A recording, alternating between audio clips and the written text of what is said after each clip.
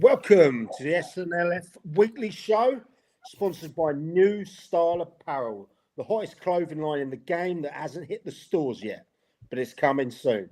Today, we are delighted to have Awesome YM. We had Gilesy on pre-season, but he had the worst internet connection known to mankind, and it actually didn't do him any justice. And with the fact of the run they're on at the moment, we wanted to bring him in and see what goes on behind the scenes. It's not all Gilesy. We got Paul and Harrison, his two main men as well that we'll be talking about in a bit. But first off, Statman, how you feeling? I hear you've been unwell. Yeah, no, decent, mate. Just saving myself for my holiday next week is all. Where you going? Anywhere nice? New Haven. No, Mexico. Oh, Mexico. Lovely. Good stuff. Should Bit of right. Cancun. Have some lovely ladies out there. Food guy. Yeah, I'm good, mate. Yeah, I'm good. Very good. Cold, but good. And I've had a good day. I've been up in Lapland in Norway, making sure Santa's on point, sorting out all those toys for the good boys and girls out there. Rush back from the plane to the train to the hottest podcast in the Sussex game. But we're not here to talk about us. We're here to talk about these YM boys, a team that I travelled away with a few weeks ago when they went away to Guernsey. Got to know the boys, saw an insight into how they work as a camp. I was quite surprised, to be fair. It was a very, very professional setup in the way they approach games. So, without further ado, I'd like to introduce Liam Gaffer Gilesy. How you doing? Yeah, good. Thank you, mate. How are you all? We all good? Cannot complain, my friend. And you brought your two henchmen out today, your two right-hand men. Paul, Harrison, how are we doing, lads? Yeah, all good, Mike. Thank you. Good. And obviously, we're missing someone today. We're missing Trevor. Trevor is out representing the brand at the Amex Stadium at a event for Samaritans. So we wish Trev well there. But as I said, they've given the keys to the inmates. So this could be a car crash, or we might be able to wing it. But stick with us. On the plus side, at least we've got Chris this week. For the next 2 weeks, it's just me and you. So who knows what's going to happen? Yeah, well, I reckon we're going to bring some ladies on or something like that, mate, and we're going to spice it up a little bit. A few beers, you know how it is. We'll do it that. We'll give it a go. Before anyone gets going, before we start talking to the YM boys, got a little giveaway today. We got 4 tickets to Manager on the Mic in aid of Wick FC. It happens 1 week today. This is why we were supposed to be comparing the event, but obviously we couldn't turn down and let you lot down with the podcast. So, and on that event will be Dom De Paula, manager of Horsham FC. We got Lee Baldwin and Craig Stewart of Wick FC, and the man, the myth, the legend, that is Mark White of Dorking FC. So, anyone that fancies winning any of those tickets, we've got 2 pairs to give away. If you haven't got a friend, that's your own problem. So you got 2 to give away. How can you win these tickets? Anyone who reposts this stream in the next 30 minutes till it gets to 8:36 will go in a live spinning wheel, which the food guys will get, and 2 of you will win a couple of tickets. Anyone who reposts this stream will get some tickets if you win.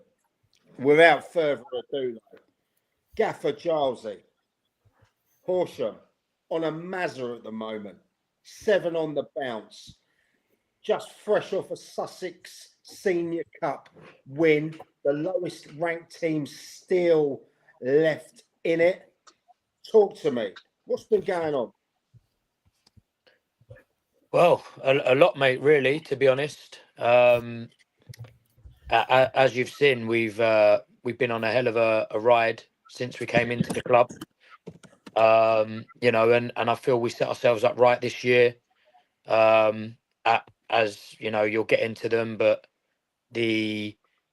my management staff are incredible, and I think is a massive reason why we've got the success we have had so far. And yeah, look, we're just an honest young group that are just trying to find our way and get to where we get to come May.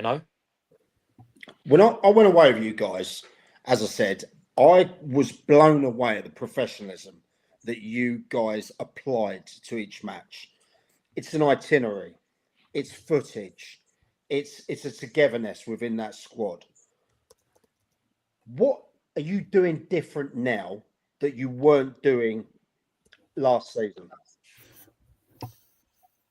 Well, I think our standards haven't changed. Obviously, me, Paul, and Harrison first worked together at Loxwood, start of last year. You're all together there. You're all together at that, were you? Yeah. So H brought me in as his joint manager there, and Paul was director of football. So that's where we first come together as a team. And obviously, as you saw there, start of last year was working extremely well. Circumstances sort of out of our control changed the dynamic, and we ended up at YM. Harrison come on board with us at the end of last year. Obviously he had a time when we separated at a time at Lancing with Sam Morgan, but got the band back together, and to be honest, in terms of details, we've got on board a scout who goes to watch opposition, that gives us a little heads up and a little sort of what's going on that way on the other end. So and to be honest, we've recruited extremely well, I believe. But other than that, we're not really doing nothing much different. But the fact that we've managed to have the time to implement our identity, our DNA as such, and be able to bring in the players we want to bring in. And one thing I did notice, you just mentioned that about the players you brought in. I found that you three guys have recruited superiorly well. It's not like me and you, Liam, we were on a podcast the other day speaking, and it seems your plethora of players that you have available yourself is a big book, and it's not just Sussex. It's all around. It's Kent. It's London. It's Croydon. It's all Sussex. How have you built that up? Well, look, I think from on my behalf, obviously I'm not from Sussex, right? So I spent most of my time in management in the Kent League with Croydon. As a player, played in the combined counties, so around Surrey. So I'm well travelled as such. But to be totally honest with you, we've coming into Sussex and YM. I've massively relied on Paul, to be honest, because he knows a lot of good young players that have then we've built a core of our side around. And obviously, look, H's black book is as good as mine. Do you know what I mean? So between the three of us, we've managed to add what we feel we need, and I think that's very important, right? We're not just signing players for the sake of it. We're signing players that fit our ethos, our identity, and what we feel will take us to the next level. Love that. So you mentioned Paul. Paul, welcome to the show, pal. Had the pleasure of spending time with you away. Absolute fiend of a mind of the game. Talk to me. What's it like working with him? Absolute nightmare. Tell the people a bit about what you do and what role you play, because everyone sees Liam. Yeah, I suppose I do all the jobs that Liam doesn't really want to do. No, on a serious note, listen, we combine the three of us. We had a chat group, the three amigos kind of thing. It's now the six amigos because the other guys, it's not just us. There are other people behind the scenes, as Liam alluded to there. But we do gel really well. We don't step on each other's toes. Liam's really good in terms of his ability to listen to the input that I have. although it's not, you know, to their levels, and also to Harrison. We rarely disagree. You know, we are aligned on what we want on the pitch and off the pitch. I think that's really important. But I guess it comes down to the fact that, you know, Liam is such a good listener as well as a speaker, you know, so that's where his kind of man management skills come out towards the players. And at the same time, you know, he's got myself sort of running around doing this, that, and everything. And Harrison kind of getting the guys ready tactically and prepared, you know, for the next game. So, you know, really there's not much that I don't do. But at the same time, I think, you know, if you've got a skill set that kind of can go across different aspects, then why not use it? And I think there's a lot of people in non-league football that are really struggling because they don't have the right team behind them. You know, there's obviously a lot of very, very good young coaches out there. I mean, I know doesn't want it to be a showroom chat again, but the lad last week is obviously a very, very good young coach. And I think as soon as he builds the right team around him, I think he'll have some success. And I think that's important in non-league football because people don't get paid. And if they do get paid, it's a very small amount that really doesn't actually correlate to the work that you put into it. So, listen, and actually we get on really well, you know. I did see that. I did see that. Every single day. It is you are. And I think when you enjoy someone's company, it makes a big difference as well. You know, we had a lovely little spa day today, and just seeing Liam floating around the pool was a joy to behold. Brilliant. Harrison, you missed out on that one today. Yeah, no. When I was in Norway, he said you lot were going for a little cheeky swim together. I thought, you know, you lads are a bit tight, so that's fair enough. Before I chuck you over to the other lads, Harrison, welcome to the show, pal. Again, cheers, mate. Had a wicked time with you. Again, someone that the team obviously massively look up to you, and tactically a fantastic mind. Tell the people what you do. Well, to be fair, look, I essentially look after a lot of a number of the training aspects. Where I feel most comfortable probably is delivering sessions, looking at, you know, using the scout reports that we get and receive that are always top drawer to help us tactically. I think, you know, like Liam and Paul have reiterated, we do have an identity. We have a way we want the game to look. And I think it's my job to try and help put that into perspective. And one of the things we wanted to be was one of the most organised teams in the league. So we sort of looked at being the fittest, which I think we're right up there, being the most organised, and playing forward quickly. And it's, you know, we do a lot of work in pre-season, do a lot of work on our patterns, our shape, having identity. And I think that is starting to show with the amount of goals we're scoring and things like that. So, yeah, effectively, look, I'm there to help with any coaching aspects, tactical aspects. It's where I feel most comfortable. Been at this a long time, so the balance works really perfectly for us, to be fair. Fantastic. And Harrison, what do you see? My final question before I pass over to the lads. How do you see the second half of this season going? Because you're now in a position where you put yourself in the box seat to challenge. Make no mistake about it. You've got Haywood Seath there that are doing absolute bits week after week. What are you going to do now to kick on?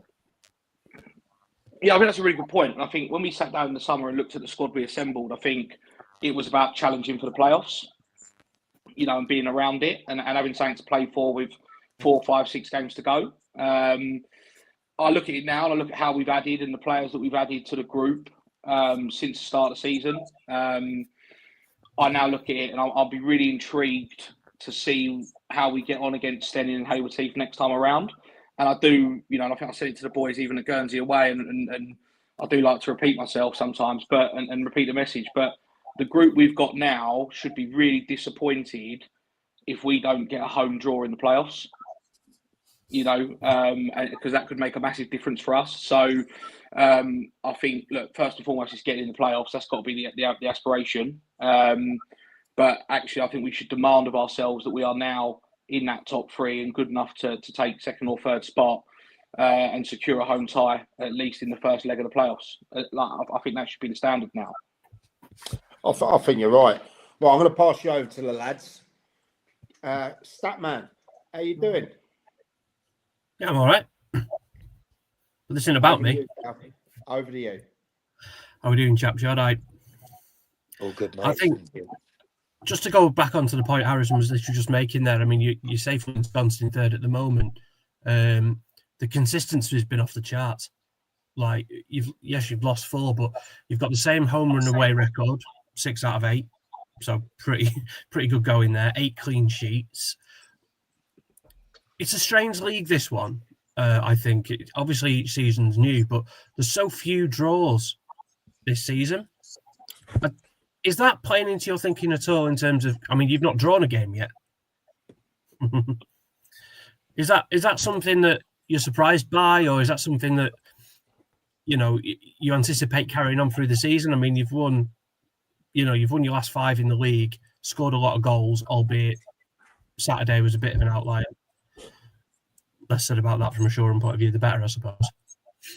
But what's your head at with the standard of the league so far? So for me, I think that, aside from Hayward Heath, the sides in and around the playoff positions at the minute are pretty much on par. I think the bottom end of the table this year is a lot weaker than I probably expected. With a Shoreham and Lancing especially, I think, they're in, I've said it enough times, I think they're in real trouble unless they make a change in whatever it is that they do.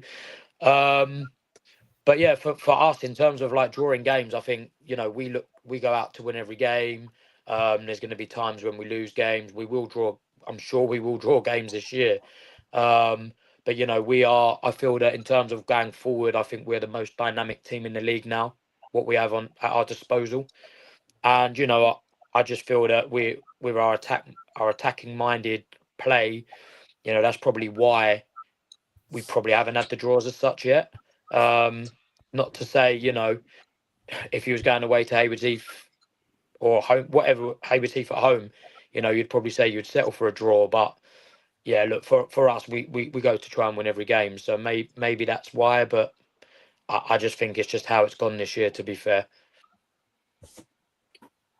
No, fair point. It's been, like I said, I only just clocked onto that draws point this evening. It's still quite shocking to me. Only 9% of games, less than 10% of games have been drawn this season, down from about 20 everywhere else and in this league historically. So it has been very weird in that sense.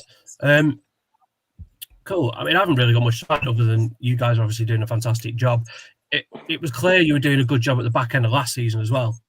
Like, I think you only lost 2 of your last 8, and considering the season that had been, like, it was clear then that you'd found your rhythm, you're starting to get a tune out of the people there. So, Mike said all season, don't sleep on him. He said it in pre-season too.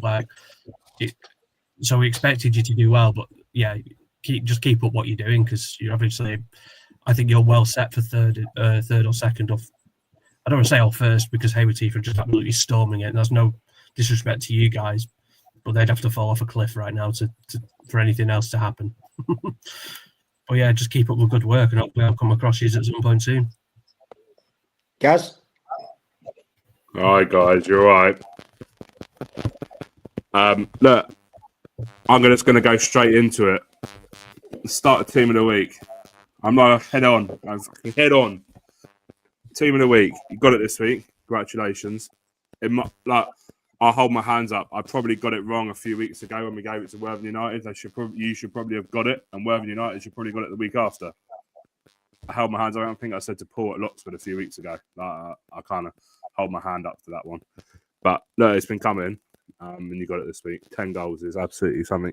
Is an incredible achievement. So, what's the one area of the club that you think you absolutely have to improve this season if you want to take a genuine step forward? So you're at step 5. What do you reckon you need to improve to get into step 4? Because I think you have the players in some respects. Some of those players look like they could be playing the next step up. But what do you guys think? without getting ahead of yourselves? Don't all jump at once. I think that, for me, I think there's a difference. You know, having worked at both levels, I think there's a big difference between the operational support that you potentially get at step 5 versus step 4. So, you know, I think it goes massively under the radar. You know, having managed myself, I would not do fucking half what Gilesy and Podolf do running around for the club. Like, I actually wouldn't. You know, like when I was 25 and I got into it, I was keen and enthusiastic and didn't mind running the kit to Laundrette, for example, for Red Hill. But I sort of swore I'd never do it again once I moved on. And having worked at those step 4 clubs, there's a hell of a lot more done for you in the background than what these gents seem to do. And I think that's not a criticism of the people at YM, because they're great people and I think they want the best for the club. But operationally, there's a difference between getting to step 4 or having a shout of it. It's very different to going up, staying up and competing. And I think, you know, without, you know, criticising anyone too heavily, because I think they're all great people and I think they're really trying to make that better. And they're really listening to Liam's ideas on how to do that. And you can see that because change is happening. But I think in terms of, you know, training facilities, we've got a great training facility. We've got it twice a week. The commitment of the players, they're all there. They're all available. The infrastructure from the 23s to the 18s and how it's all aligned. There's a lot that's in the right place and in the right direction. But having been in that Southeast division, there's some massive clubs in there. It's a tough league. So to go up and stay up, I think we need to level up all round, really, on the pitch and off the pitch. But yeah, I think the changes are afoot and starting to be made, and you can see it. And like anything, right? Like YM maybe and had a great couple of seasons or whatever, and maybe people's enthusiasm levels have died or whatever, and now they seem to be, you know, sky high. Gates are going up, attendances, and you know, that'll only drive more volunteers, more interest. People want to do more. We've seen a massive shift in the away following, I think, from certainly when I first came in, for example, and success breeds success, right? So I think it's our job to keep that flowing, and it's a hell of a lot easier to ask for something after winning 7 in a row than it is having lost 3 in a row. Yeah, absolutely. Move on from that. There's 3 of you there. All 3 of you are going to have different sort of standards. Can you give me 2 non-negotiables from each of you that you require from the players and that sort of thing? Whether they're the same, because you all have different philosophies and everything else. So, but you might align on your non-negotiables. But let's see if we can get 6 different ones, shall we? Go on, Paul. Put you on the spot. No, timekeeping for me is key. Timekeeping in any walk of life. It's listen, it doesn't set the standard for everybody else, but I think, you know, it's like if you walk into a business meeting, you're late, then you may as well walk straight back out. I think that in terms of people arriving on time for a match, listen, Mike mentioned it earlier about the itinerary we have. You know, it's not just the itinerary, the match pack we create. There's a whole load of detail in it, and there's the detail in it for a reason, is that it gives the players the best possible chance to win the game or to perform at their best. Yeah. I mean, we played East Preston last night, and for one reason or another, they had players turning up 10 minutes before kickoff, which, you know, is just 100% unacceptable at any level. We have 1 or 2 that are late, but again, they're fine. And then, you know, the boys are very, very good in terms of their standards, and I think it comes from that. So timekeeping for me is definitely one. Yeah. No, do you know what? I'm not going to dig them out, but I picked up on that East Preston thing. I've picked up on it. I mentioned it several times. That isn't a one-off. That happens very regularly. So I agree. As someone that works in sales and works in customer relationships and that sort of thing, being somewhere at the right time when you say you're going to be there is absolutely important. Harrison? Well, one that I think is, and the, you know, the boys can back me up on this, I absolutely think it's imperative that when we have a new player in the dressing room, we all clap really loudly to make them feel welcome. And what we really need to do on a Tuesday night when it's freezing cold and we've just won 3-0 is, instead of getting into the changing room and debriefing there, we should stand outside for 2 minutes longer and debrief on the pitch whilst my toes are falling off. They are Two absolute non-negotiables. No, look, I joke, and me and Giles talk all the time about how different things fly with us, and actually what might be acceptable to him, or he might understand it from a player's point of view, I won't, and vice versa. But I think actually the biggest thing for me is being bought in. So what I mean by that is you can't, when you finish playing, and if I finish coaching in 20 years' time, right, and I've made this mistake in my career, I can't show my kids or my grandkids when they come along the brown envelope that I got after a game. Like, do you know what I mean? That don't fly. So be there for the right reason. You want to be rewarded for and valued at the right level. But actually, what are you buying into? What are you buying in? Are you buying something special? Do you believe in it? Do you believe in the coaching staff and that sort of commitment to us? And I think if we get that commitment from players, which we clearly have at the moment, I know us as a three and how I am as an individual, and how Liam is as a manager, will give the players the same back. And I don't think you can go far wrong. You're going to fail at times, but failure is short term. And I think that's the biggest thing for me is that buy-in and that appreciation of each other. Yeah, no, I like that. Gilesy, is it non-negotiable staying on the pitch at the end of the game and clapping people, or 100%, mate? 100%. Listen, for me, right, I'm massive. There's two buzzwords, as they say, culture and environment. And I feel that we've created something here that people want to be a part of. Any new player that comes in seems to be quite shocked at, the way that they're managed and handled and looked after. Paul looks after the changing room fantastically. Any player needs anything on match day, outside of match day training days, he will sort for them. So yeah, for me, it's like environment and culture are huge. So little things like, a big thing for me is appreciating the people that are there to support you. And we joke about it because Harrison said to me numerous times, especially at the start, Jarzy, why are we going over to clap 5 people? But ultimately, for me, it's about trying to drive and build that fan base and showing appreciation to those that have come and paid their hard-earned money to watch us and what we're doing and support the team. Now I suppose we've built that up and we have got a few more people coming regularly. Last night there was a group of young lads that had turned up from Horsham, so Dom from last week or whenever it was must have sent them down the road for us, even though he didn't comment on the day. He must have took the info on. But yeah, look, for me that's huge, right? Appreciate the people around you, respect. And like I say, we're very aligned. We are very aligned on our standards, and I think that's why it does work so well. Yeah, mate. Wonderful. Yeah, back to you, Dugout.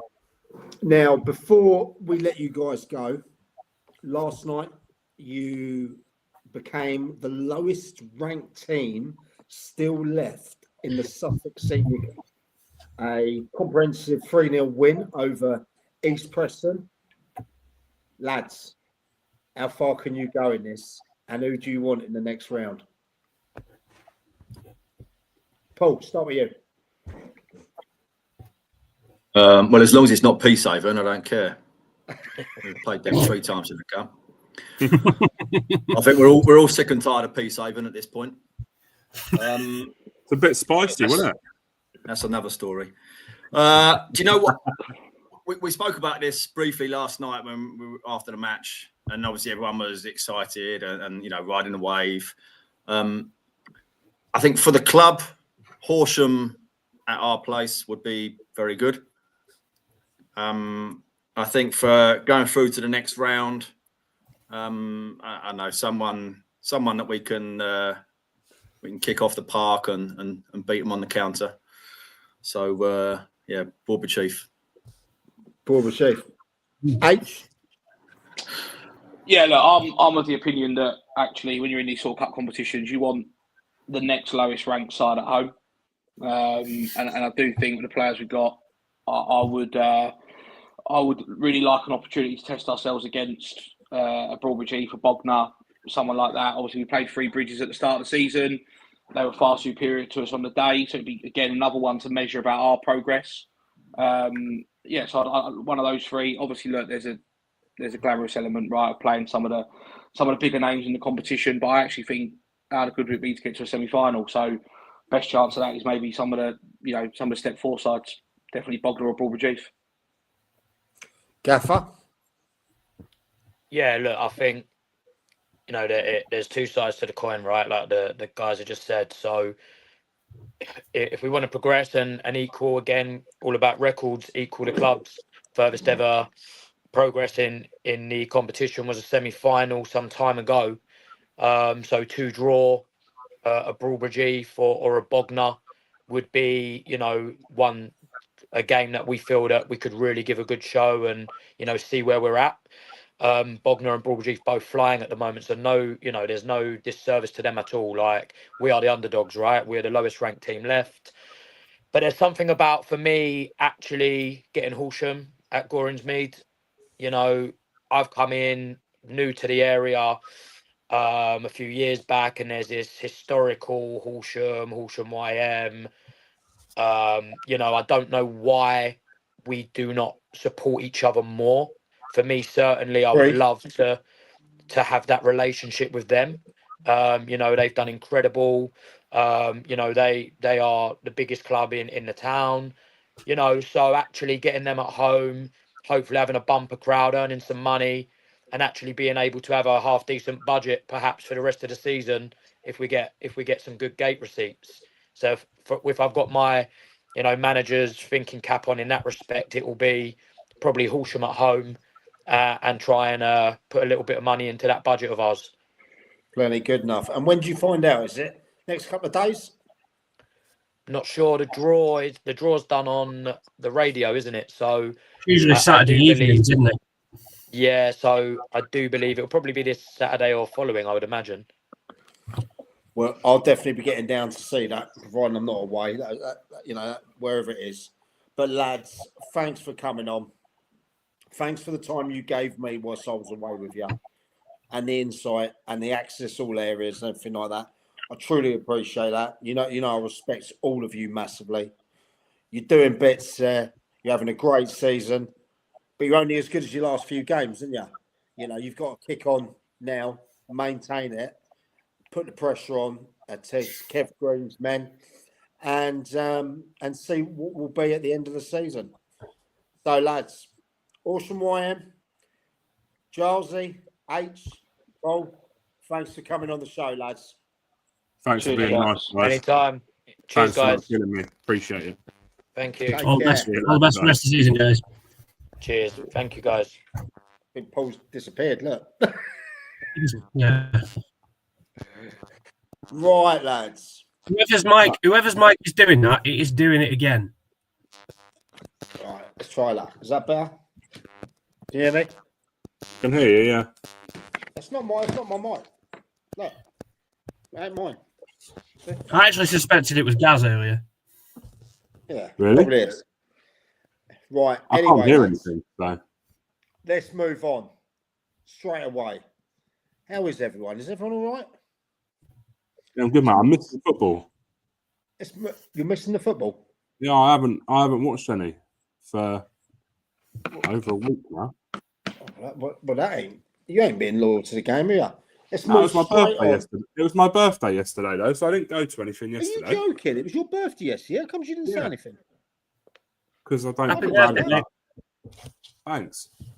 I was really 38 years young yesterday. I appreciate I don't look it, but do you know? I feel really bad now. no, don't worry about it. It's all right. It wasn't a big one. I'm 40 in a couple of years. Right. Well, happy birthday for yesterday, Gav. Let's move on. FA Trophy.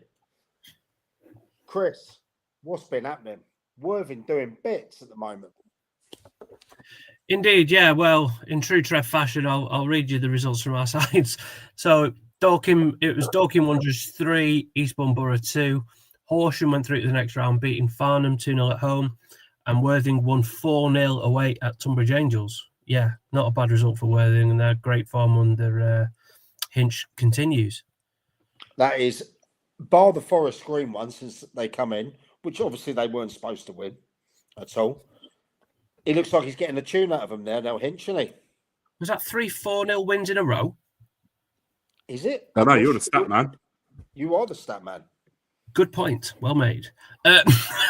I think it is. I think they won back-to-back 4-0s against Hemel and Totton, if I'm not mistaken, and then they've taken that on and beaten Tunbridge Angels 4-0 as well. So, yeah, and Hemel up there in 6th as well. Totton were as well prior to go to Worthing. So, with the National League South, Worthing up to 3rd now, 30 points, 8 points off the top. Hornchurch doing their thing. Eastbourne Borough can only get a draw on the weekend. Yeah, I think they're in trouble. Well, we had this conversation too. Did we have this conversation? No, we didn't. I had it somewhere else. But they struggled a couple of years ago. I don't know what happened. A couple of years ago, you could put it down to them. They turned pro 2 years ago. This is their 3rd season at pro as a professional club. The first year, I think they turned pro too late, which meant they were left with a lot of players who probably weren't good enough. Okay. I don't know what the issue is. I need to go and watch them. I need to go down there and see them. Well, we do know that they still got one of the youngest squads in the league, haven't they, Statman? Yeah, I don't think Tommy Widrington's brought in that many people. I mean, he brought in that Kai Chapman or someone who Tommy brought in from one of his old clubs, and he's hit the ground running, to be fair. But, I mean, in terms of the next couple of days, games coming up, there were no games at the weekend because of the because of the FA Trophy. In terms of fixtures this weekend, it's Hemel hosting Horsham, Worthing go to Slough, and Eastbourne go to Torquay. That is not a fun game for them. And in fact, looking at it, I mean, Worthing might do them a favour by beating Slough, but they are in serious trouble. And the last draw they got was against Chippenham a week ago yesterday. Now, Chippenham are bottom. It doesn't augur well for them. It really does not augur well for them. They're not scoring goals particularly well either. So I think we said last week or the week before, they're going to have to get their skates on, because if they don't, they are going to be in dire straits. Enfield play Farnborough, so that's 20th versus 23rd. So, i.e., 2 teams very much around Borough. So one of them's picking up points at least. One of them could be winning. So Borough really, once these teams start playing each other as well, they really will be in the mire if they don't start winning. And Horsham still defying odds with Dom's lot. I mean, what more superlatives can we say about that? What he's doing over there. I think we need to move away from defying odds. I think we're at a point now where Horsham are almost established themselves as a National League South side. They're sat up there. They're sat up there in 5th. Every table that I saw, I don't think we did, but I think every table that I saw on social media had Horsham bottom and going down. Yeah. I think we actually said it pre-season. I need to put some respect on their name, because actually they're not doing anything. They're not going to be at the bottom. I think we all knew that, but I think people are starting to pay attention to them now, which I think is great. Well, I know that Dom's target was to finish one above the relegation spot, and now his target's got to be to either establish himself in the mid-table or try and maintain that run they're on and nick a playoff place. I mean, it's not out the question. It's not out the question, but you have got quite a lot of teams there, and the setup at them clubs is going to be far superior to what they've got at Horsham, by which I mean, they're established professional clubs. And Horsham, they're giant. I mean, they're punching above their weight at the moment. I don't mean that in a derogatory sense. They're doing fantastically well. Them against Hemel on the weekend is going to be a brilliant game. That'll be an absolute belter to be at. But yeah, I don't think it's half a season. I don't mean to, again, I'm not trying to disparage what they've done, but equally, I don't think we should be redrawing expectations and then say if they finish 11th or whatever that they've had a bad season, because they won't have done. They really will not have done at all. So, and there are some big clubs. I think we said last week. There's some clubs there that are just not punched. They've not punched their weight yet. You know, you've got. I mean, certainly some in the bottom half.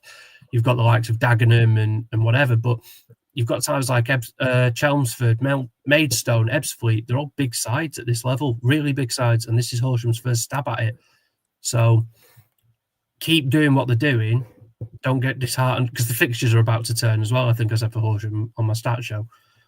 I think you're right, and there is actually a notable game coming up for Worthing, I believe. The game after this one, isn't it? Aren't they either entertaining or at home to or away to Hornchurch coming up? Well, they go to Torquay on Tuesday. Yeah. Torquay. So that's Torquay hosting 2 Sussex sides in a couple of days. But yeah, that game down at Playmore's, the one against Worthing, is going to be, that'll be a really entertaining game actually. That's next Saturday, Worthing Hornchurch. And then they got Ebbsfleet away the week after. Fuck yes. Yeah, so this is what I mean about fixtures. Like a few and then all of a sudden, if you come out of that at the, you know, with say 1 point or no points, you don't want it to be crisis stations at that point. Actually, if you look at Worthing's next fixtures, they've got Slough on Saturday, then Tuesday they're away to Torquay, then Saturday they're home to Hornchurch, then on the 6th of December they're away to Ebbsfleet, and then on the 9th of December they're away to Weston. Ow. I mean, look, nobody's in better form in the National League South than Worthing at the moment. Like, they're crushing it. They've won the last 6. They've had a lot of clean sheets as well, haven't they? Yeah, 3 clean sheets on the spin. So no one's in better form than Worthing. They're in the perfect form to hit this really hard run of fixtures. I think this will be the acid test for them. I think if they can come out of this well, you know, say 2nd, 3rd still, I think it's on. I said this. Go on. No, you're gone. No, I said this a couple of weeks ago about Bogner, didn't I? They got a goalkeeper in that they trusted, that they knew.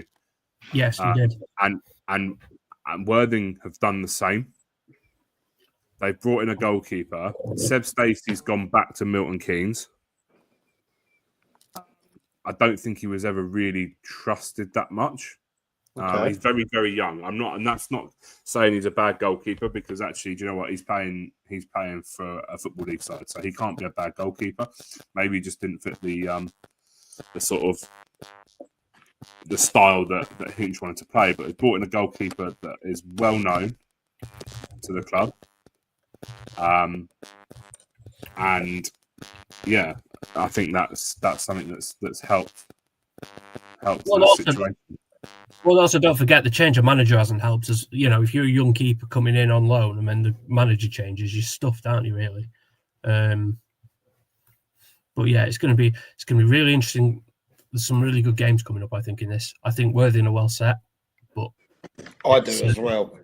I think they take a majority of the points out of those next three games. Maybe a draw at Hornchurch sets them up nice for the Christmas period. And then it's anyone's game, you know. So yeah. He's obviously had the impact that George Dale thought he would have. Him, and it's not just Hinch; it's Meany as well. John Meany over there, you know, he plays a massive part in that. And we hear today one of their key players has retired. Is that right, lads? Again, Mr. Racine is Aaron Racine, yeah. I think he's probably, and he'll probably admit it eventually, but I don't think he'll admit it now. I think he probably came back as sort of like I need to come back and we're short at the back. I think his legs went a couple of years ago I think it was a playoff game against Eastbourne, or it was a game that was on TV against Eastbourne, and he got sent off. It was Easter. It was Good Friday. Yeah, Good Friday. That was the one. I think his legs are gone. He got sent off, and I think I think that probably I don't know. I can't speculate, but I think if you asked him, he would probably. He's retired once already before, twice maybe, and he's come back. I think that's going to be. I think that'll be him done now, and you might actually see him working with the youth setup at or even the first team at Worthing in the next few weeks. Well, I don't know. I haven't read the statement. There wouldn't be a better person to learn off because he is a leader. He knows the club inside out. I know he's involved with the performance centre as well, isn't he? So yeah, and he's involved at the college as well. I think he's a teacher up at Worthing College. So yeah, with our mate Davey Hall up there. So no, if that is the case and it is official that he is retiring there, we wish him all the best. But it's definitely going to be an interesting time over the next few weeks for not only Eastbourne, Horsham, but Worthing as well. Okay, lads, let's move on to the Isthmian Prem. Alien, what has been happening with our side? Well, the results over the weekend, Burgess Hill drew 1-1 with Dulwich Hamlet. Chichester went down 2-0 away at Dartford, who, to be fair, are absolutely flying at the minute. It was goose eggs between Whitehawk and Billericay, and Lewis lost to Wingate and Finchley, who are also in really good shakes in terms of form. The fixtures coming up over the next 7 days. You've got Chichester hosting previously deposed leaders Brentwood Town. Burgess Hill go to Cray Wanderers. Lewis hosts Chatham Town, and Whitehawk go to Bottom Dwellers Potters Bar. Then on the following Tuesday, you've got St Albans hosting Burgess Hill and Whitehawk hosting Dartford. So, I mean, in terms of quote what's been going on over the week, not a great week for our side. I mean, Chichester and Lewis going down away from home against teams in really good form can happen. Oh, thank you, darling. My amazing 7-year-old daughter bringing me a beer. Lovely. Don't bring me one. I haven't had one.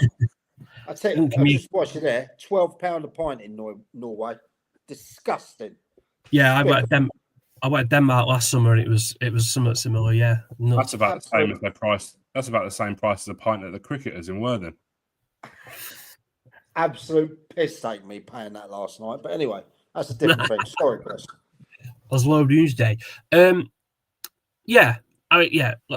Looking at those fixtures, no great disasters in there. I mean, Burgess Hill will be surprised with Dulwich, who actually went and lost last night to Cray Valley, who couldn't buy a win. So they might look back on that with a bit of regret. But hey, first season back at this level, they're doing all right.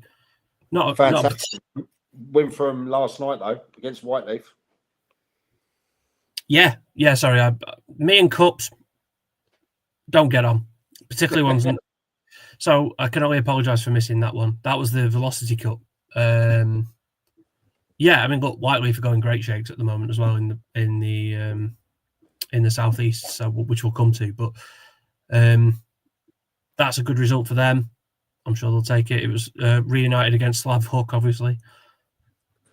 I think they're doing great down there. You know, the first season there. You see the developments off the pitch at Burgess Hill, Gary, Jay, and the guys behind the scenes. Obviously, the new owners in there, strategically backing them, expansion around. Look, I think it's. I went down there and saw them play. Well, I think it might be in one of the cups down there. I had a few, and you could tell there was a buzz around with those Burgess Hill players and fans around there.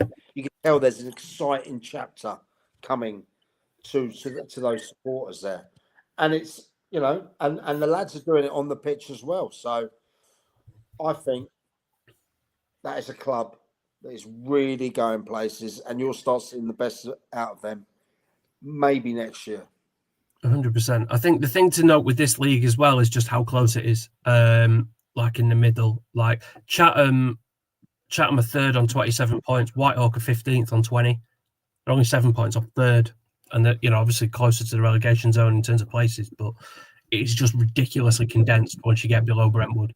So all you got to do really is just mill along. If you time the run right, you might end up in the, you could end up in the playoffs. So you've got three of our teams in there bunched together: Lewis, Chai, Whitehawk. Any trends you're seeing there, Chris? No, I just think, again, with Chai, I think they're in a bit of a false position because they've played so few games. Keep saying it. It keeps still being true. They've got the sixth best now because of Wingate. Sixth best points per game ratio in the league. Wow. And they're 14th. So I think once we start getting to a bit more of a sort of normalised position in terms of games played, I think, they'll be far higher in the table than they are now. I know Trev disagreed with us last week, fair enough, but I still think Folkestone, they're just going on an absolute ridiculous run at the moment, and I can't see that until that changes. I think the league is theirs. They're only four unbeaten though. They're only 4 unbeaten, but it's the fact that they're top by a point with 2 games in hand. It's a goal difference, isn't it? And the goal difference is 30 and Brentwood's is 8. And also, I mean, Chatham are probably the next best, to be fair. But it's the fact that when they win, they just absolutely slap teams. They've scored 6 past. They put 6 past Lewis. They put 8 past Cray, who was 6th. Then they don't mess about, Folkestone. So I would keep a serious eye on them. I think they'll win it, if I'm honest. The other thing as well, Chai's have got games in hand against the likes of Lewis and Ramsgate and Carshalton, but actually you've got Chatham up there. I've only played 1 game more than Chai. And you've got St Albans that have only played 1 game more than Chai. So there are teams still around them having played a similar amount of games as well. This league is sorry, go on, mate. No, I just say the league's exciting. I think I think you alluded to it, but there's 12 points separating Hashtag in 19th in the relegation places, and Chatham in 3rd on 27 points in the playoff places. It's just ridiculous. Mad. And it is very condensed, and that's why I think this is one of them occasions where actually the points per game metric, I'm the only one I know who puts that in the table. But I am of the view that, at non-league, it is more pertinent when games get postponed on the reg. Yeah. But that's where I think actually that's what kind of draws out Chichester for me, is being in a bit of a false position. Chatham have only played 14, but they're 3rd. And because they're just really good. Well, Chichester's next 3 is Brentwood at home, Folkestone away, Chatham at home. Oh! Who did? I mean, that's. Is someone taking their mic for a bath? Gaz. I'm not doing anything. I'm not touching it. It's here, away from my laptop. That's what you get your mic off Timu, isn't it? Might have rubbed it. I don't know who they killed in the previous life to deserve that fixture list, though, because that is absolutely cruel. Brentwood at home, Folkestone away, Chatham at home, and they've got them in the space of 10 days. Is that Lewis? No, that's Chai. That's Chai. Ouch. Oh, yeah, so it is. Ow. Yeah.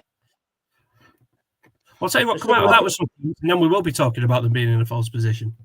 Well, yeah, exactly. And then you look at Whitehawk. Okay. Whitehawk getting a bit of an indifferent one at the moment. Moving forward, but they're away to Potters Bar, home to Dartford, home to Ramsgate. I think that's an opportunity. Certainly Potters Bar away is, but we all know how much better they are at the enclosed ground as well. And I think actually, Ramsgate, they're on a bit of a better streak since they changed the manager. They're above Whitehawk now. I think there's an opportunity for 7 or 9 points there. That might be really optimistic, but I think they are so much better at home than they are away, and their away game is against a team who've got 8 points. A bit of an inside scoop from Richie there. Danny Bassett ban is over next month. Back to Lewis. That's massive for them. That'll be massive for them. Cheers for that, Richie. He'll do all sorts of good. Alf Allen has been released from Tunbridge back to Lewis. Richie, Richie, share the live, please, because you might be in a Richie's on. chance of winning some tickets. Richie's our man in the know back there. Okay, moving on, lads, to the Isthmian South East. What have we got? Well, so just go and say hello to my beautiful wife, who I haven't seen in a couple of days because I've been away working. Over to you. All right. Right, well, do you want me to fill in with the results then? So, Yeah, go for it. right then, well, the big game at the top saw Three Bridges come away from Croydon with 3 points, with a 2-0 win there. It was Beckenham 1, Brobridge Heath 3. Crowborough went down 3-1 as well at home to Sheppey. East Grinstead came away from a game with a defeat against Merson 4-2. Eastbourne Town 2, VCD 3. And Herne Bay 4, Hastings United 0. Then a couple more games. In the league, we had Croydon bouncing back from defeat against Three Bridges with a win over Sussex 3-1. And Crowborough going down again at home, this time 2-1 to Sittingbourne. And then obviously in the County Cup, Three Bridges beat Wick 10-0. Yes, 10-0. Brobridge Heath beat Hastings United 5-1. And Eastbourne Town went down 1-0 at home to Brighton and Hove Albion Youth in front of a crowd of 893. So, wow. Yeah, great crowd. I mean, it was freezing. I couldn't make it for the simple reason of, I wasn't 100% and I'm going on holiday next week. And frankly, I'm not missing that. So that was a shame. But by all accounts, Town gave a great account of themselves. But yeah, I mean, I think in terms of the results over the weekend, brilliant win for Brobridge Heath, albeit Beckenham are struggling. Great win for Three Bridges. Really good win for Three Bridges. Away at AFC Croydon, who've been a bit indifferent of late, but I think that's a bit of a marker for Three Bridges now, just, where they'll end up in the season. I think they'll be in the top 3 for sure. It amazes me how well Simo and his lads have done up there. It really does, because they don't compete with the same kind of resources as a lot of the teams, which of course is the same for your Crowboroughs as well, and that. But look, we have to go up and see him, old Simo, and see how he's getting on. But and Town, don't forget. But yeah, I think in terms of Brobridge Heath, like it's great to be validated. It's great to see them bouncing back after, when we had a great start and then we looked at them in September and it all looked a bit gloomy if you just looked at the league results. But as I said at the time, you look at the fixtures, they'd had an absolute nightmare of fixtures. And I did say, they're in a false position and they'll bounce back. And since then, they've been flying, to be fair. Now they're up to 7th on 29 points. They're only 3 points off the playoffs with a game in hand. Yeah. So if they win that, and their goal difference is such as well that if they win that, they will be in the playoff spots, which, for Brobridge Heath is would be a brilliant achievement, I think. So, and to be fair, they've got a great chance of maybe even doing it this weekend. They've got Erith at home. In terms of the fixtures this weekend, quite a few of our sides are at home. Brobridge Heath host Erith. Sussex welcome Ashford United. Hastings United versus Jersey Bulls. East Grinstead go to Margate. It's Mertham versus Crowborough. Sevenoaks versus Eastbourne Town. And Three Bridges, and this is a big one, host Faversham, who are 3rd.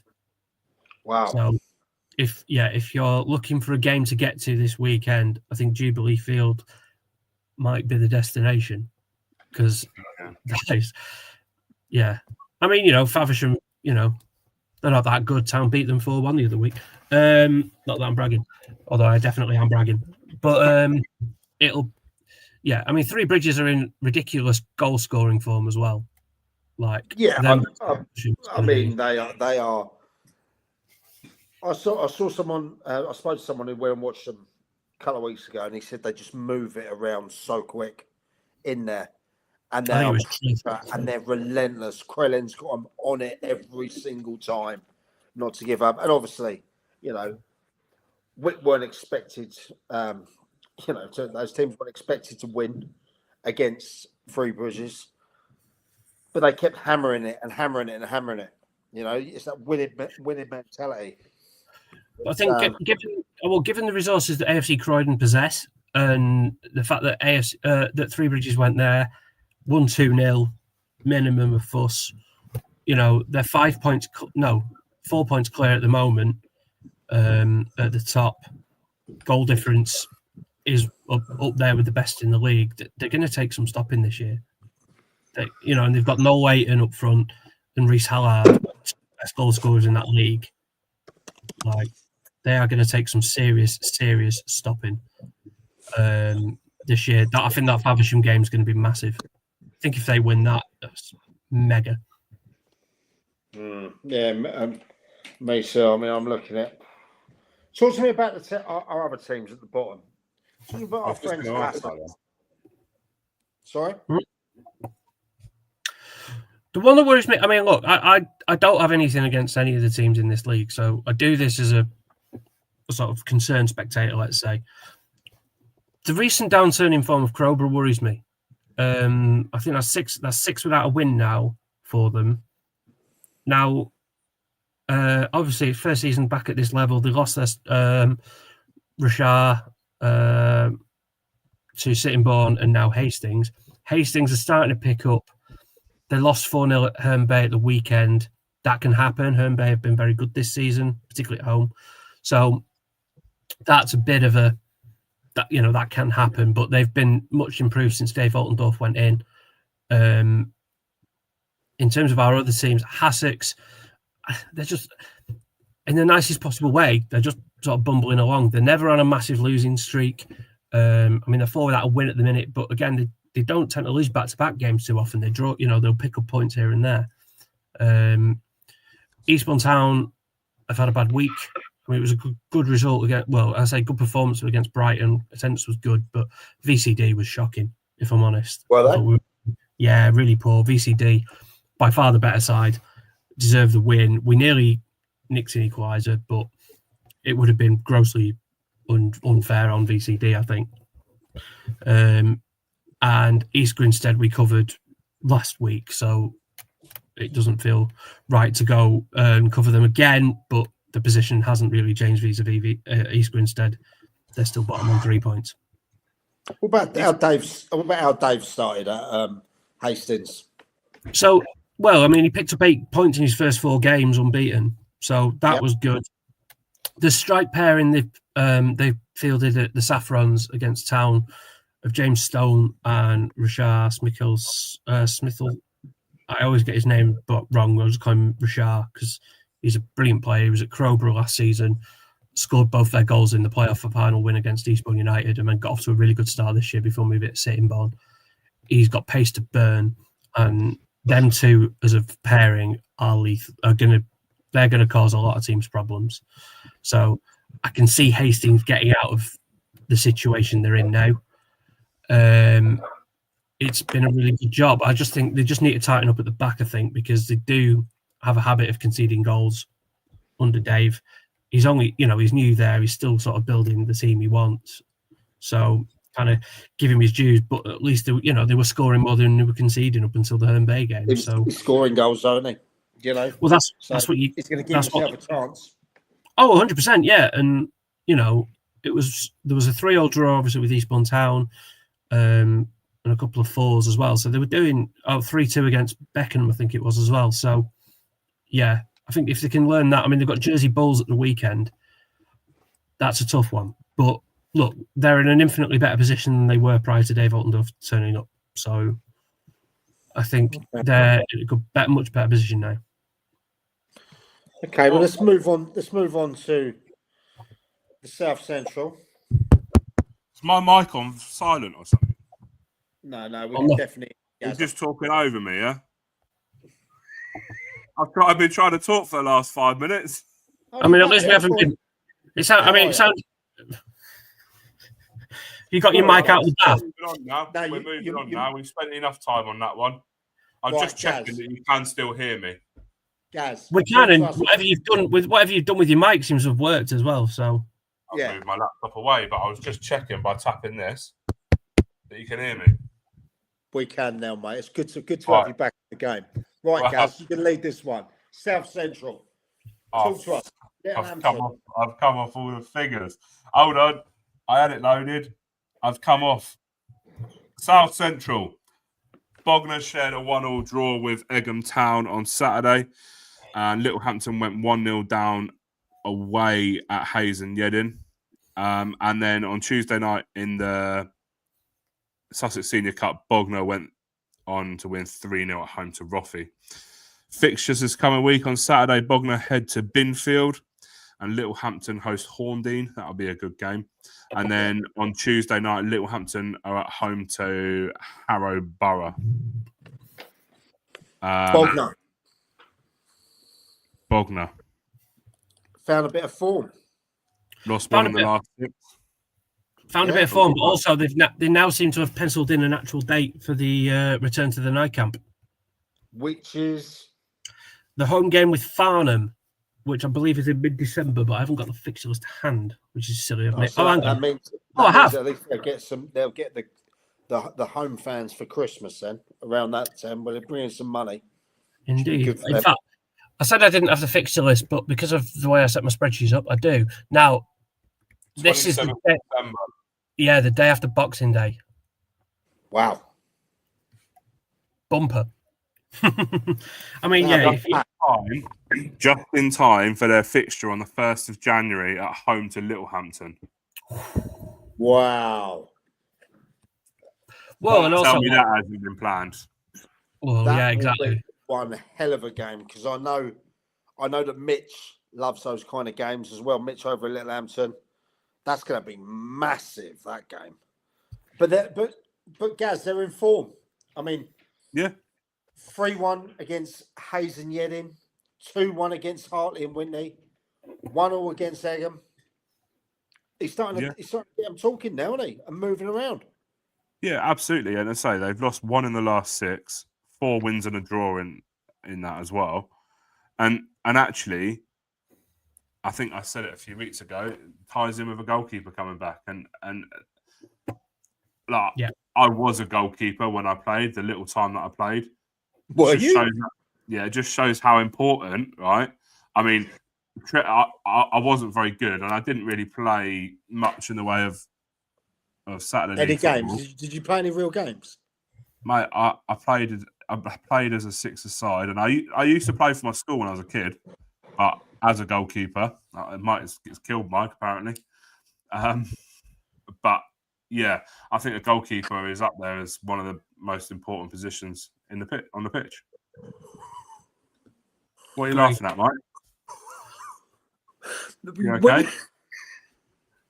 When you started, just when you started talking about your goalkeeping career, and you said I didn't have a goalkeeping career. I didn't talk about it. I played as a goalkeeper. I didn't actually.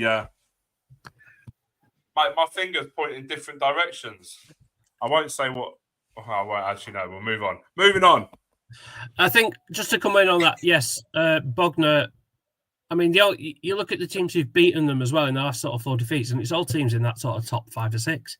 You know, Westfield, Moneyfields, who were good sides. Let's have it right. So, and they've got Binfield at the weekend who are in the relegation zone. So, yet more opportunity for them.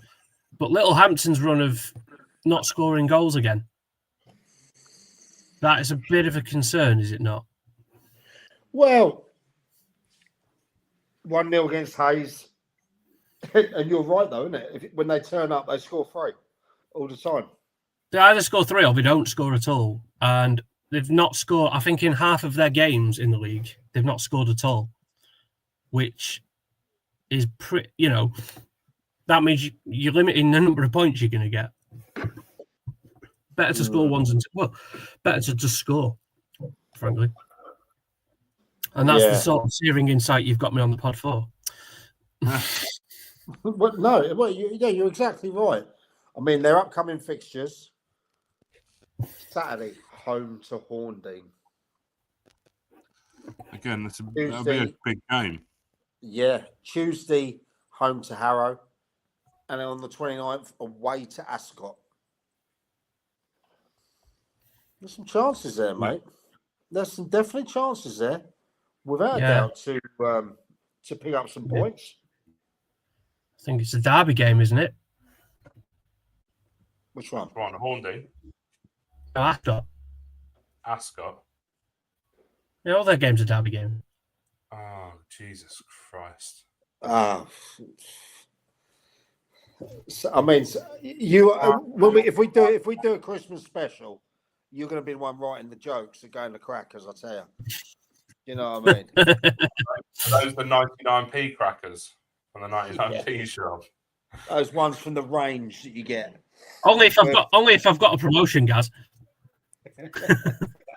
No, I still think that they'll be absolutely fine, and moving there.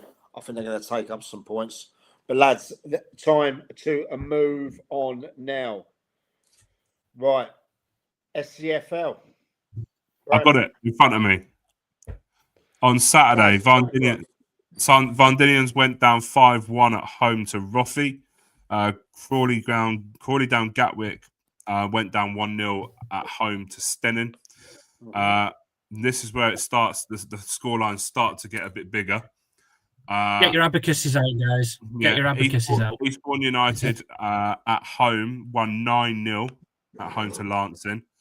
Forest Row at home won 3-0 against Little Common.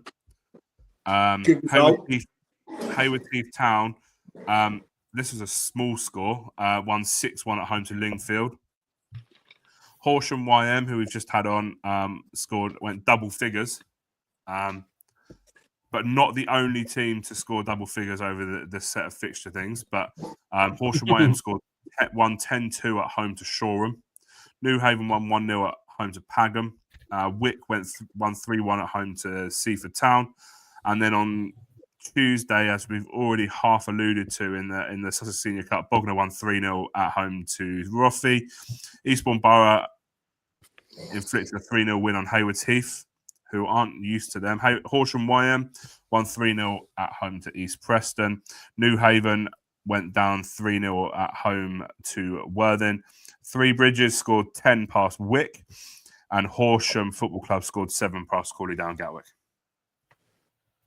Well, Indeed. I mean, that is a ridiculous amount of goals in the space of, 72, 96 hours.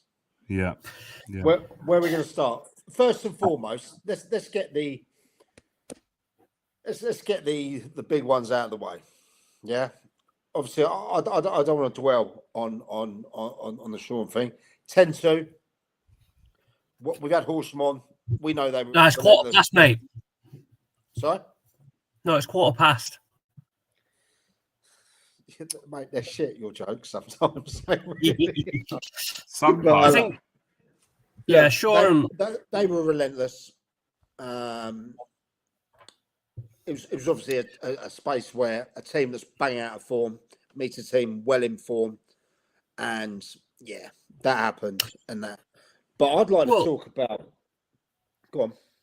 Well, I was going to say, there's a bit of a league-wide trend going on with this division at the moment, which I kind of alluded to when Horsham were on, but when the YM guys, were on earlier. But looking at it, Kieran Manu, I think does the Bexhill programme, he messaged me, on Sunday, he messaged me about halfway through Saturday's game saying, I swear there's a lot of teams getting slapped this season. And I said, half cut, I'll respond to you tomorrow, and then found that message on Sunday morning, thought I'd better get my skits on. So I did a bit of digging. There's been 15 games this season in the SCFL Prem, which have been won by 5 goals or more. So that's 15.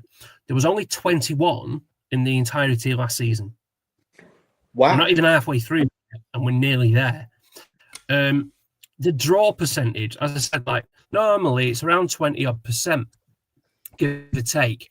And this season, it's around that in the other leagues that we cover as well. But this division, it's 9.7%. So we're getting a lot more away wins, actually. Normally, that's around 38, 37%. It's 43% this year. Now, I appreciate this sounds incredibly boring, but that is a marked change from what we normally see. And it's a marked change from what we're seeing across the other divisions as well, which makes me think there's just something a bit. Are we looking at that then? That the top 6-7 teams are going for the win because that's the win because they know that Hayward Heath are already 6 points clear with a game in hand, and at the same time, the bottom five teams maybe are taking a few pastings, and teams are being put to the sword. I think certainly the three. I think certainly the bottom three, maybe Lingfield up to a point as well. I mean, they lost 6-1 at the weekend, so like, it can happen. But if I put the games, I keep forgetting. Like, this is like my job. If I look up at the games like where it's happened, Lancing have been on the end of 4 at least, and that's just a glance. We know Shoreham have been on the end of a few as well. Vandinians as well. Like, them bottom 3 do seem to be shelling a lot of goals. Yeah. The average goals per game in this league is about half a goal higher than all the other divisions we cover as well. Not the National League South, I've said before, but that's right. That's not as goalie. It's like 2.5 goals a game, 2.4, something like that. It's nearly 4 in the SCFL. And again, you keep getting these games where there's 12 goals, 9 goals, 7 goals. Lancing of, I don't want to pick on Lancing, but even like Guernsey New Haven was 7-1. Yeah, that was a ridiculous game. Yeah, exactly. And like so it can happen. Seaford. I mean, Seaford are probably the better example here because they've been on both sides of it. Like they've been, they got slapped. Didn't they get slapped at P7 5-0? Then do the same to Shoreham or something like within a week. They got beat 5-0 Seaford. Then they come back and beat Shoreham 5-1. Then they beat Roffey 5-1. Then they beat Fox Row. So it seems to be our friend Wise, he's out in Oz at the moment as well. I think he's somewhere over sort of Asia, I reckon now. I saw earlier he's on his way back. Oh, he's on his way back, is he? Yeah. But they've had a turnaround. But if you look at their games, right? Oh, Seaford's have been brilliant. They're the entertainers of the league. 6-0, lost 5-1, lost 5-0. Lost 4-2, won 4-2, lost 5-0, won 5-1, won 5-1. I mean, what is this? Reminds me of the old school games. You remember when the old Ferguson teams, you score 3, we score 4 type thing. Reminds me of City under Keegan for sure. Yeah. Yeah. I mean, Seaford are a bit odd. They've got a really good attack and quite a poor defense. Nice one, Millie. I think they've been like 74 goals in their 16 games, which is just nuts. Like that is very, very unusual. I mean, but I do think it's a sign of a bit of a disparity in this league now. I do because look, talk to me about Eastbourne. They just hammered Lancing 9-0. Right, they're a team. They've just played. Okay, they played in the last 3 games in the league. They played Lancing, Steyning, Horsham, New Haven, and Lingfield and Hayward Heath. Your definition of three is worrying. That's what I say when Mr. says how many points you've had. I'll say 3. 3. You know what I mean? Well, Eastbourne United, if I've got the right table in front of me, have scored 29 goals this season. Now, 13 of them, even more than that. 16 of them have come in 2 games. Yeah. Like they've been lacking goals. But that being said, I mean, I think they've just picked up Charlie Ball back from Hastings United, as well as James Hull from Hastings United and Dan Hull from Hastings United. So their scouting department's doing well. They get a 1 game. But in all seriousness, they do seem to be picking up a bit of momentum now. They started really slowly, but they at least know that when they've got teams they should be beating at home, they will just put them to the sword. So their goal difference is a massive outlier. I think everyone else in the bottom half is negative, and theirs is plus 13 because of those 2 games against Shoreham and Lancing. Well, then talk to me then before we start moving on about the team that's scoring goals for fun. Steyning. as well. I mean, They're on the march. they are They're on the on- mark. How many since they drew with Pagham, which was back in? I know actually that was in the cup. Hang on. When's the last time they dropped points in the league? Was at the beginning of October away to Peacehaven. Who, by the way, Oh. since then they've not dropped any points either. Like they're flying as well, the two of them. So, And one thing I want to say is Stan Bridgman, Dion Jarvis, they got 40 Harry goals. Heath. Oh yeah. Well, with Harry Heath, there's 50 goals between them three. Yeah, You know? mental. And that's without Joe Ben chucking in 8 as well. I mean, it is ridiculous. But I think if you look at Stedden at the start of the season, they shipped a few goals. They were scoring goals, but they were shipping a few goals and struggled at the beginning of the season. But since then, they've sort of been on a bit of a run. I think this could have been a lot more open in terms of the league if Stedden had managed to shut up shop at the start of the season and not lost. I think you're right, because everyone thought, well, to be honest, a lot of people had them as favourites, didn't they? Yeah, I was one of them. Yeah, I know. But then, rightfully so. Look at the quality in the team. Look at the quality on the bench from the managerial side who they brought in. Yeah. Buddy, Hollis, and that's help out with Hammy. You know, Buddy's gone now. has he gone? Has he? Where's he gone? Yeah, I don't know. Well, he's had enough. I think work must be a bit busy, so he sort of stepped away. But he's not there. Okay. He wasn't there when at New Haven a few weeks ago. I can't call this league. I think I can call who's going to win it. Yeah, but I can't Unless- call who's going to go up with them. Unless Haywards Heath bottle it like they did last year. But I think they're probably ready to go up now. I do. I think their progress in the Vars is kind of testament to that as well. I think. Do you know what? I reckon they'll go to Wembley. I reckon they'll get to Wembley with that.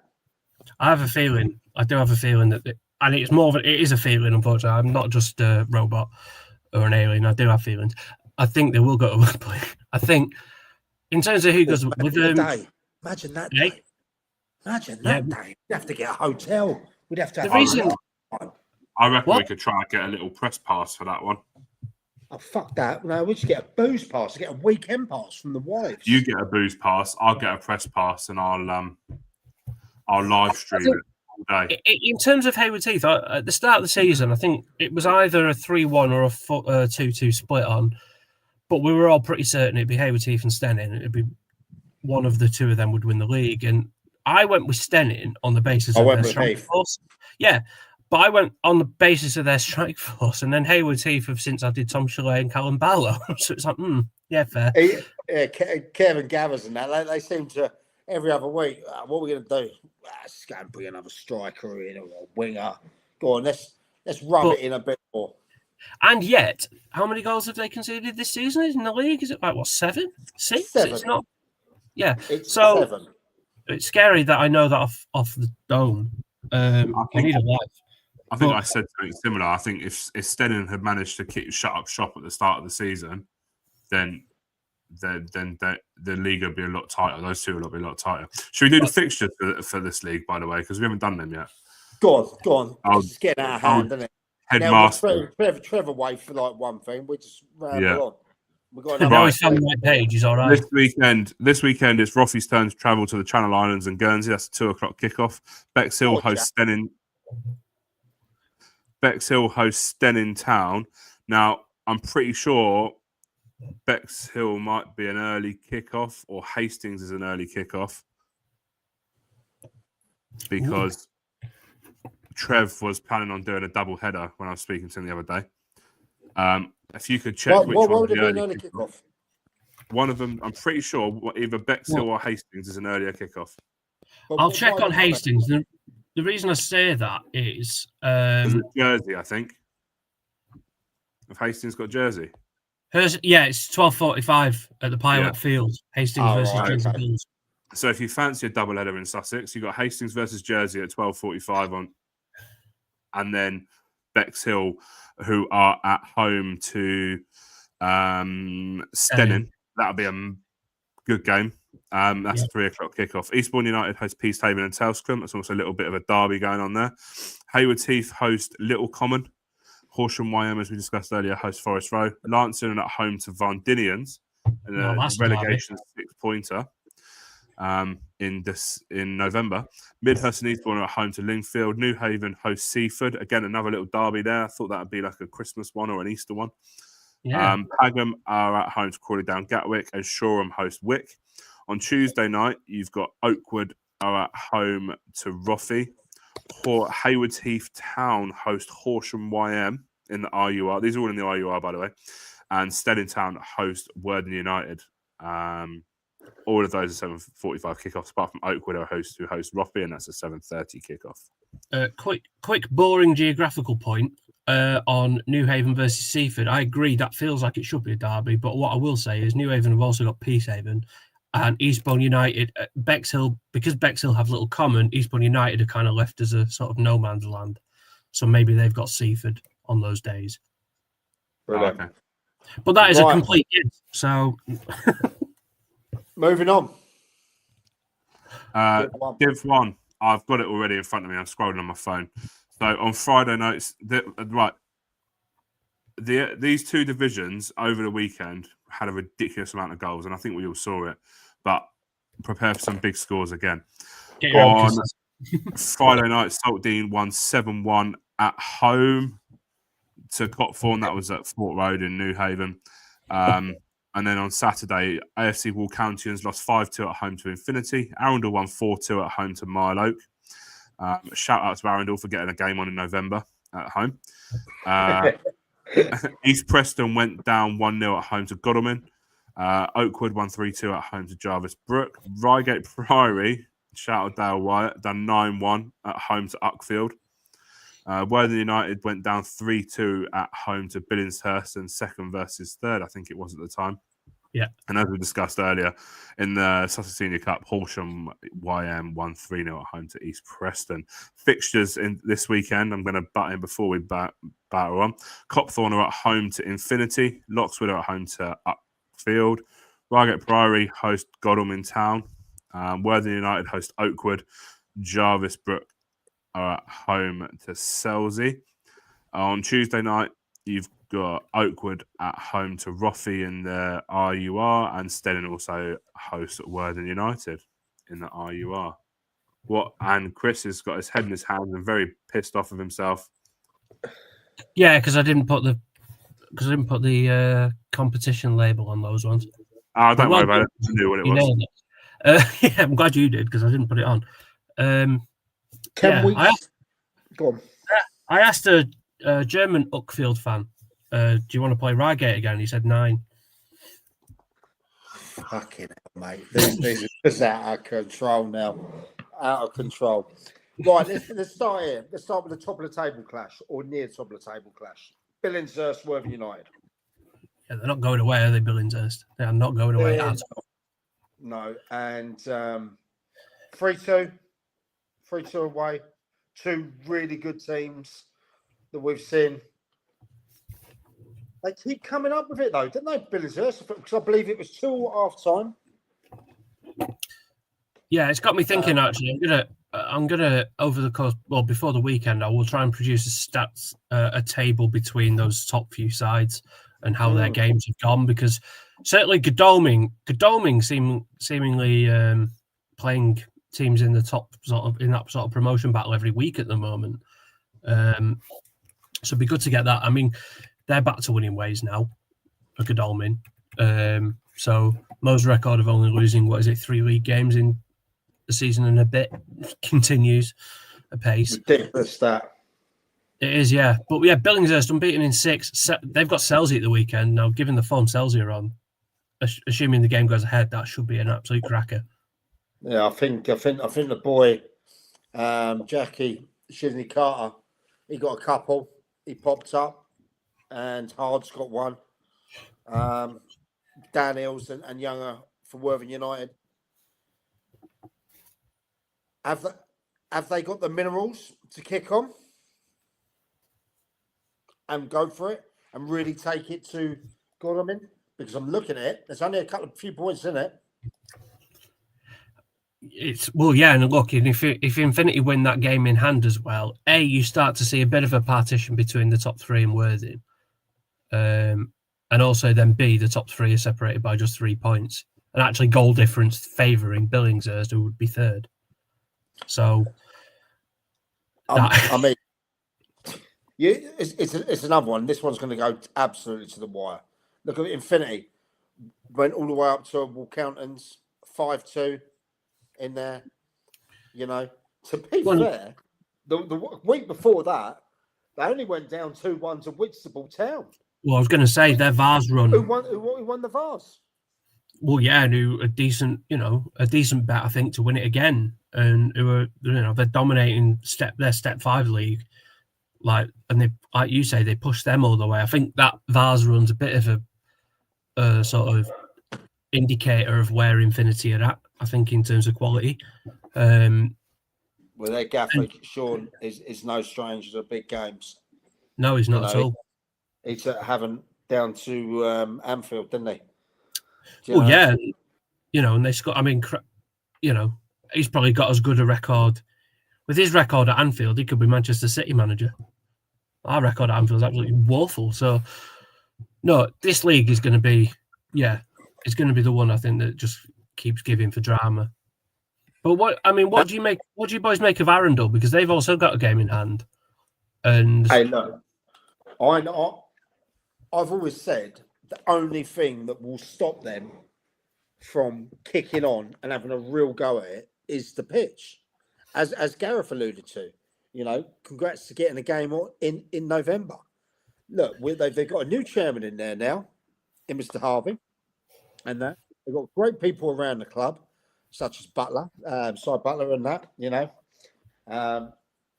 and they know that pitch is a problem, and they know they can't be playing 3 games in 7 days come end of March, April time, But were they not doing that last season when they were on that mental 16-game unbeaten run that got them into the playoffs? But yeah. I'm sure Craig and Joss, well, I know Craig's not there now, that they will tell you that was a freakish run. And don't forget, they were 3-1 up in the playoffs against Forest Road, that thing. Yeah. So, but that kind of helped. There's no way that can help at all. Well, momentum. I'm speaking, by the way, I'm not just there being difficult for the sake of it. That's not what I'm like. No, but I always remember, and you can go and fact check this if you want. It was 2014-15, and it was my team from back home, Glossop North End. And they got to the Vars final. They won the Manchester Senior Cup or whatever the equivalent was. And they won their league. And it got to the point where there was weeks where they were literally playing Monday, Tuesday, Thursday, Saturday. They were playing 4 games a week. There was one game where businesses, they were playing so often, the club basically, a lot of local businesses said, we'll pay people through the gate. They got a gate of 500 on a Thursday night and nobody paid because the local businesses all paid for them through the gate. That was how many games they had.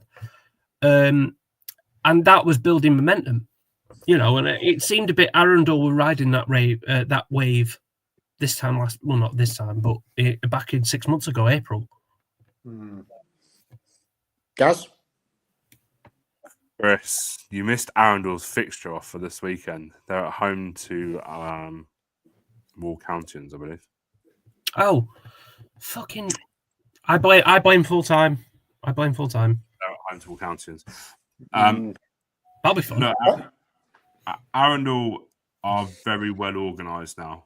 I think last year, some people will admit that might have been winging it a little bit, and they went on that run. But they are this year they are definitely a lot more organised, I think, than they were last year. and that's just from someone who has got a little bit of an insider there. Yeah, So, of course. I know the players are enjoying it. They get on well with Joss that's there and the guys that they've got. Joss is a fantastic coach.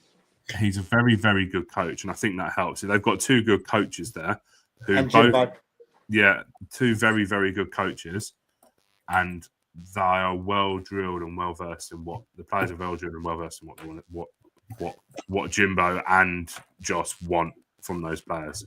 So that will help them.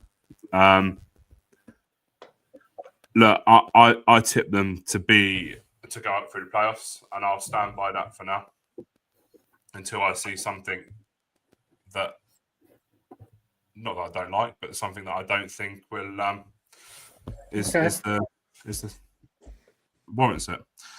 But yeah, they got Wolverhamptons at the weekend. Again, that'll be another big test for them because they're a team that has sort of started well and have dipped off a little bit. Is that away? No, they're home. Saturday the 22nd. They tagged me in it earlier. That's the only reason I know. They played. Hang on a minute. Oh, what competition's that in though? Because they played Wolverhampton at home on the first day and got 5-1. Yeah, and you lot gave them team of the week. You saw them play once, and you thought, I'll tell you what, we'll just give them team of the week. Why not? By the way, I'm not doubting what you're saying, but all I will say is in the league, that 5 game. Can't lie. I tell you I what, mean, though, well, you say that. I'll pick that up. Let's move on from Arundel. Selsey. Jeez. Since they drew, we've got them in town. Which, by the way, that was was that not the first time Godalming dropped points as well? Possibly. Yeah, that was at the end of September. Mm. Beat Oakwood away. Beat Wolverhamptons at home. Beat Reigate at home. Beat Shoreham away. Beat Uckfield away. Beat Cockfield away. Beat Selsey. Beat Mile Oak at home. I mean, where have they come from? Don't say Selsey. Don't say anywhere like that. Don't even go there. Don't even go there. They are. Why isn't it very nice? Yeah, well, I mean, they've also got Billy. 2 games in hand. Yeah. Well, and by the way, their next 5, they've got Billingshurst away, Loxwood away, Arundel at home, Dorking B away, Infinity at home. So, and that's their run till Christmas. So they've got Billingshurst, Arundel, and Infinity. To be fair, not long after that, they got Worthing United as well. So this could be the hardest league to get out of at the moment, with everyone down there. Because we haven't even mentioned about Reigate Priory winning 9-1. No. Do you know what I mean? And they're sat just outside the playoffs as well. Yeah. They are behind Arundel. Although Arundel have 2 games in hand on them, so you'd like to think that obviously. But the thing with Reigate Priory is their goal difference is plus 22, and 17 of that, unfortunately, is coming 2 games. Yeah, hey, you can only beat what's in front of you. Well, yeah, but I mean, they've already played Uckfield twice, so they, by definition, do not have to play them again. I don't mean to dunk on Uckfield. It's nasty. It's unusual. The reason I'm finding it amusing is it's unusual you get it twice by the same opponents in one season. Just statistically, that's unusual. So they just lost their captain today as well, haven't they? Uckfield. Yeah, I think I saw something about that. It was yesterday, I think, wasn't it? Yeah, he's moved on, which is not great for the. It's a great club that is as well. And they're obviously having a tough time. People like Nicky Bignor and that up there. Really, really good guys. Very warm. But look, I change my mind about this league every time. I really do. I 3 weeks ago, I wasn't even thinking about Selsey. No, they've they got off to a slow start, and since then they've been relentless. So fair play. I think we'll get a better read of where Selsey are at vis-a-vis the rest of the league. I think in the next 5 games, when, as I've just said, they've got some big tests ahead, not least Billingshurst away on Saturday, assuming the game goes ahead. Yeah, it's going to be interesting. It is going to be interesting. Reigate, in terms of Reigate, I mean, they've got Godalming at the weekend at home. That's Oh no, really? Yeah, I think that's at the weekend. That's certainly their next game, unless full time have had another mare. But yeah, no, Saturday. Yeah, Saturday. Godalming got a Reigate, which is basically as close to a derby as either of them will get this season, isn't it? Yeah, it probably is up there. To be fair, throwing Dalkin as well. But, my knowledge of Surrey is even worse than my knowledge of Sussex. But yep, thank you. So, but that'll be a good one. I mean, yeah, this league is just so tight. I mean, it's tighter than any of the other ones I think we cover at the top end. Certainly, it's tighter than a nun's. Yeah. You can say it. Right, let's move on. Move on quickly to the step 7. Yeah. Move on to the step 7 roundup, please, Gaz. Yeah, right. I'm gonna go, Chris. Can you get the fixtures up? I'll go through all the results if you can get the fixtures up. How the fuck am I gonna do that? Saturday the 15th of November, SCFL Div 2, AFC Rangers won 8-1 at home to Worthing Town. That's another big scoreline. Alfold went down 4-1 at home to Hailsham. Capel won 2-1 at home to Brighton Electricity. And Southwater went down 2-1 at home to TD Shipley. It's got different... Yeah, Storrington went down 3-1 at home to Chichester City B, and Upper Beeding beat Bosham 2-1.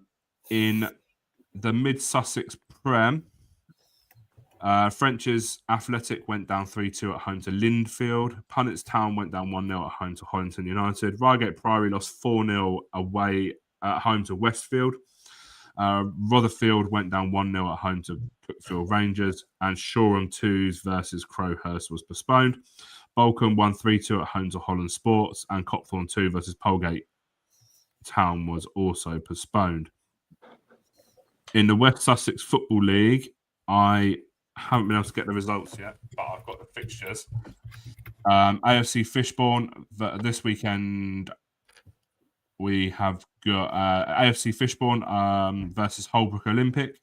Petworth are at home to Angmering. TD Shipley Reserves host Dell United. And Watersfield host Wittering United in that division. Chris, do you have anything, or would you like me to get the fixtures? Well, I just want to mention a couple of things, if that's okay. Well, yeah, of course. Just want to mention how well TD Shipley are doing in Div 2 at the moment. Played 11, won 11. Scored 38, conceded 6, doing absolute bits up there. Bearing in mind, for the last few years, it's been dominated by teams like Rustington. As well. Hailsham, trying to keep them honest up there. Shame my little Storrington, are having a bit of a tough time, but I can guarantee word on the street is next season they're going to be a very, very tidy team. I don't know where I heard that from or what kind of information I got on that, but we'll see. Right, I've got to hear more about that soon. Nice. Which league were you wanting fixtures for, Gaz? I've got fixtures. On Saturday, Alfold host AFC Brighton Rangers. Storrington travel to Bosham. Brighton Electricity host Ferring. Rudrick host TD Shipley. And Rustington are at home to Capel. And Worthing Town, after their drumming at the weekend, host Chai City B. I'm worried about Worthing Town. I really do worry about them. Also, Hailsham host Upper Beeding as well. In the Mid-Sussex Premier, we have got Balcombe at home to Shoreham 2s. Cookfield Rangers host Westfield. Holland Sports are at home to French's Athletic. Polegate Town are at home to Crowhurst. Punnets Town are at home to Rotherfield. Lingfield host New Haven 2s at Burgess Hill Town in the Mid-Sussex Senior Charity Cup. And Harting First host Hollington United in the Sussex Intermediate Challenge Cup. And then in the West Sussex Football League, the results from the weekend are as follows. Amring went down 4-1 at home to TD Shipley Reserves. Harting won 4-3 at home to Holbrook Olympic. And Watersfield won 3-2 at home to Dale United. Fantastic. Right. Any burger review from you guys? No, mate. Unfortunately not, because I haven't been to a game since last Tuesday, and I sent my burger review to Trev from Pangham. Well, I've got a burger review from today actually. Oslo Airport, £28. £28 for a blue cheeseburger that was 1 out of 10, mate. That was half cooked. And then I said, "Oh look, can I have a Carlsberg, please? How much is a pint of Carlsberg over here?" £12, you said. Well, yeah, 12. About £3.50 over here. Absolute piss take if you go to Norway. But I'll tell you what, there'll be no way I'm going there. I'm surprised you didn't have a Bergen review. Very, very, very funny. Right, any shout outs, lads? And by the way, for everyone that reposted it today, we will tomorrow spin that wheel live on there. We'll add up all the names of the people that done it. We'll do I've done live. it already. I mean, there's 5. But we got 4 tickets to give away. Yeah, we're doing 2 pairs, aren't we? Guys, share it now. Share it. Good. Share it. If you're one of the people who's done it so far, you currently have a 40% chance of winning. As the stat man says, does nobody want to go? Well, to be fair, it is next week on a Wednesday, so they miss out on this. But before we go, I'd love to say that there's absolutely thank everyone for staying with us in this car crash of an episode, because there is over 1,100 people watching live at the moment, which is absolutely ridiculous. Obviously, there's nothing on telly. You're not speaking to the wives, or you just feel a bit sorry for us and just put it on the background. There's literally no football. There's literally no football. International week's over, and the domestic hasn't started. So that's fantastic numbers, guys. So thank you. Where are we this weekend? Where's anyone about this weekend? Well, if anyone's got young daughters, they'll know my pain. So Wicked 2 is out. So this weekend has been in the diary for a while. So my eldest is going with my wife to do that, which means I've got the youngest, and she's not keen on going to Sevenoaks, which is fair enough. So I'm not going anywhere. I mean, on Tuesday, I'm going nowhere because I'll be on a plane. So, and you're going away, yeah. Yeah, I mean, unless CF Cancun have got a non-league game nearby, I will be not going to a game. Well, I also will not be going to a game this week because I've been travelling with work so much, and the week after that I'm out working in the States, but I'll still be on the podcast, and I will be going to actually. I've got tickets to go and watch the wrestling of all things as well. Which one? Remember that WWE thing? Yeah. I'm going to Monday Night Raw. Yeah. Oh, nice. Whereabouts? Well, it's the night after that. It's in Phoenix. Night after Survivor Series. I don't know, mate. I don't know. But one of my clients said, "Would you like to come to the wrestling?" And I did ask him whether I was like 12 years old, and he said, "No, it'd be really, really good." So I said, "Okay, mate." Honestly, no, it's a good night out. I went a few years ago to Manchester to watch Monday Night Raw, and it's a good night, to be fair. That good night with it being in Manchester and it being in fucking wrestling. I'll reserve judgment until I've actually been, or because I'll probably be the oldest geezer there, to be fair, which will look pretty weird. But it's Hulk Hogan's in it these days. No, he died, didn't he? He's stuffed it, isn't he? I was going to say, if he's still in it, they have got problems. Right, but everyone will get on the channels tomorrow. We'll do the old spin the wheel thing and that. Thank you everyone for that. Normal service won't be resumed next week because even more that man won't be here, and it just be me and Gaz. we're going to come up with some crazy film. We might get some kind of special guest on, someone out there, or if anyone wants to come on. But you've got to be nutty. You've got to be able to have it, and you've got to be able to wing it because I don't know anything about football, but we'll wing it. It's only these two do. So there. But yeah. Well, I'll tell you what. Get on there. I'm going on holiday now. For those of you who like your stats, including Pag and Program, I apologise. I'm not going to be about, but keep in tune for when I am back in early December for the stat show because I'm going to have about 3 or 4 weeks to cover. So you are. It'll be a bumper. You've had so many good reviews about your stat show as well, Chris. You've done absolutely fantastic work on that. So yeah, but for everyone that stayed on, all 1,100 of you watching now, guys, get to bed, get off that computer, and we'll see you later. You've been particularly you, Lee. Before you do, share this video on X, and we'll add you in. Yeah, then you might have a 1-in-1 chance or something when it's tickets. But yeah, everyone, take care. Have a great evening. Bye-bye. Bye.